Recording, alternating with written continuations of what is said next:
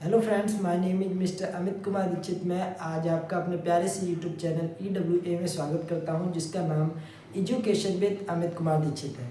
आज हम लोग क्लास 10 के कुछ इंपॉर्टेंट टॉपिक्स जानेंगे जो कि हमारे पेपर के लिए, आने वाले बोर्ड एग्ज़ाम के लिए बहुत इंपॉर्टेंट है।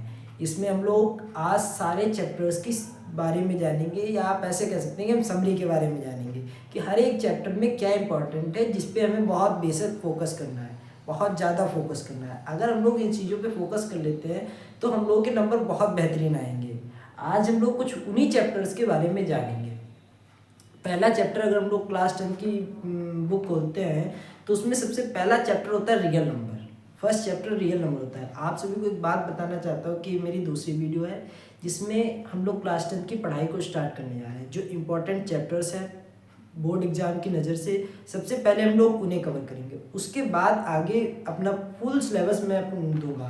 क्लास 10 की यूपी बोर्ड के भी सारे लेक्चर्स मिलेंगे part wise, and CBSE board के भी सारे लेक्चर्स पार्ट्स वाइज में दूंगा। आप सभी से यही विनती है कि आप मेरे चैनल को सब्सक्राइब करें, लाइक करें, शेयर करें और कमेंट जरूर करें कि आपको ये वीडियो कैसी लगी।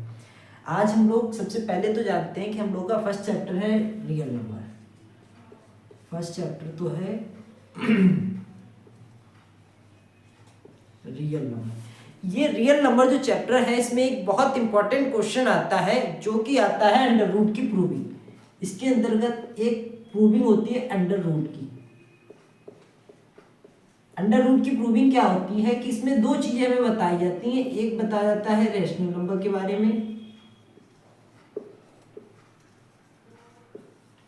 और दूसरा बताया जाता है इरेशनल नंबर। इस चैप्टर में हमें रेशनल और इरेशनल के बारे में बताना होता है कि कोई भी एक नंबर जो है वो इरेशनल है या नहीं। अंडर रूट 2 अगर हम कहते हैं कि रेशनल है या इरेशनल, इरेशनल है क्योंकि कोई भी रियल नंबर वही होता है जो P अपान, रेशनल नंबर वो होता है जो P अपान Q के फॉर्म में लिखा हो, जिसे हम लोग हिंदी में कहते हैं परिमेय संख्याएं। और रेशनल होता है परिमेय और इरेशनल होता है अपरिमेय संख्याएं। अगर हम कोई परिमेय संख्या के बारे में देखते हैं तो परिमेय संख्या वो होती है जो P अपान Q के फॉर्म में लिखी हो। बट अंडर रूट 2 एक परिमेय संख्या नहीं, क्योंकि वो एक कंप्लीट नहीं है। अंडर रूट का मतलब होता है कोई भी चीज जो होती है वो हाफ होती है, वो कम हाफ होती है किसी भी चीज की। तो अगर P अपान Q के रूप में नहीं है, अंडर रूट के उसमें है, पॉइंट्स के उसमें है, इनफिनाइट पॉइंट्स आ रहे हैं, तो वो रेशनल नंबर नहीं होता है, वो इरेशनल होता है। तो हमें ये प्रूव करना है कि अंडर रूट 2 है, अंडर रूट 2 ले लो, अंडर रूट 5 ले लो, अंडर रूट 7 ले लो, ये सारे इरेशनल नंबर हैं। ये हमें प्रूव करना है। ये एक बहुत इंपॉर्टेंट क्वेश्चन है जो कि इस चैप्टर में बहुत हर साल आने वाला एक ऐसा क्वेश्चन है, हर साल आता है इस चैप्टर से। अब हम लोग अगले बारे में इन सारे चैप्टर्स को हम लोग सॉल्यूशन करेंगे पार्ट वाइज, धीरे धीरे करके। जो हमारे लेक्चर्स आएंगे उसमें हम लोग एक एक चीज़ के बारे में सॉल्यूशन करते जाएंगे, हर एक की एक्सरसाइज डीप में पढ़ाएंगे, हर एक चीज़ के बारे में डीपली बताएंगे। सेकेंड चैप्टर हम लोग का फंसता है,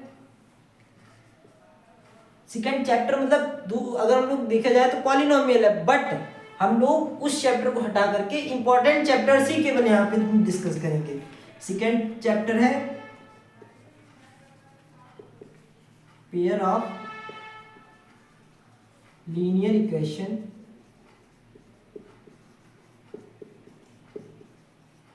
इन 2 वेरिएबल। दूसरा चैप्टर हम लोगों का कौन सा है? Pair of linear equation in 2 variable, जिसमें हमारे 3 मेथड्स हैं। फर्स्ट है ग्राफिकल मेथड, दूसरा है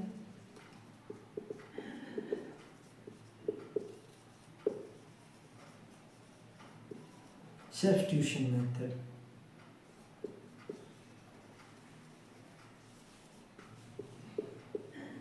एलिमिनेशन मेथड, तीसरा है हमारा एलिमिनेशन। ये 3 एक ऐसे मेथड्स हैं जो हमारे इस चैप्टर में pair of linear equation in 2 variable में है, जो कि हमारे बोर्ड एग्जाम की दृष्टि से बहुत बहुत इंपॉर्टेंट है। कंपलसरी इसमें से 20 मार्क्स इतने पार्ट में से फंस सकता है। 20 मार्क्स के क्वेश्चंस आपको इतने 3 मेथड से मिल सकते हैं, जिसमें हम लोगों को लाइंस के बारे में भी पढ़ने को पड़ता है, लाइंस होती हैं इंटरसेक्टिंग, और इसमें ये भी हमें मालूम होता है कि कोई इक्वेशन कैसे बनती है। इस चैप्टर में हमें ये भी बताया जाता है। अगला नेक्स्ट चैप्टर हम लोगों का है क्वाड्रेटिक इक्वेशन।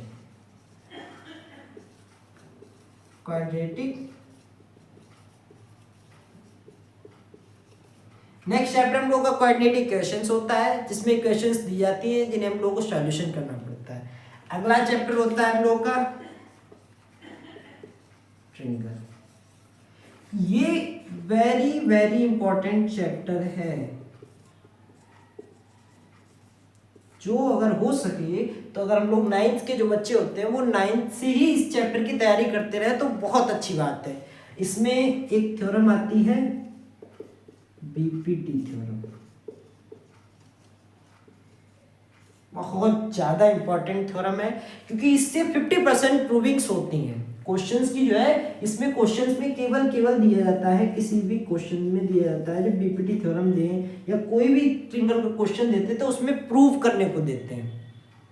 अगर आप लोग को प्रूविंग अच्छे से आती है तो आप इस चैप्टर को बहुत इजीली पढ़ सकते हैं या कर सकते हैं, सॉल्यूशन इसका कर सकते हैं। अगला चैप्टर बहुत अच्छा चैप्टर है, जो कि मेरा बहुत फेवरेट चैप्टर है।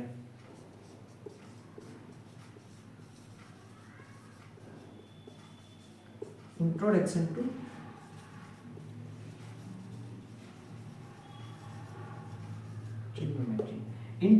ट्रिग्नोमेट्री। ये बहुत अच्छा चैप्टर है, बहुत इजी चैप्टर है। लोग कहते हैं कि ट्रिग्नोमेट्री, ट्रिंगल, ये सब बहुत हार्ड चैप्टर्स होते हैं, ऐसा नहीं है। अगर आप इन चीज़ों को ध्यान से पढ़ते हैं, बहुत इजी वे में हम पढ़ते हैं, बहुत समझ करके पढ़ते हैं, तो आप इस चैप्टर में कोई भी दिक्कत नहीं करेंगे। मैं आपसे वादा करता हूँ कि इन सारे चैप्टर्स को ईजिली, कतई बिल्कुल ईजी फॉर्म में मैं कराऊंगा। एक एक पार्ट की वीडियो मैं आपको धीरे धीरे प्रोवाइड कराता रहूँगा। आपके बोर्ड एग्जाम तक मेरी लेक्चर्स कंटिन्यू आते रहेंगे। और सबसे पहला चैप्टर जो मैं स्टार्ट करूँगा वो ट्रिग्नोमेट्री ही होगा, क्योंकि ये बच्चों को बहुत ज़्यादा टिपिकल लगता है कि इसमें सारे क्वेश्चंस नहीं होते हैं सर, इसमें हम लोग पे जो है वैल्यूज़ नहीं याद होती है। तो मैं वैल्यू याद करने की भी ट्रिक दूंगा। ट्रिग्नोमेट्री जो टेबल होती है उसे भी याद करने के बारे में समझाऊंगा, कैसे याद करनी, क्वेश्चंस होते हैं वो सारे बताऊंगा। पाइथागोरस थ्योरम होती है इसमें, वो भी आपको समझाऊंगा, बट धीरे धीरे। अगला चैप्टर है हम लोगों का, पहले से इरेज करता हूं,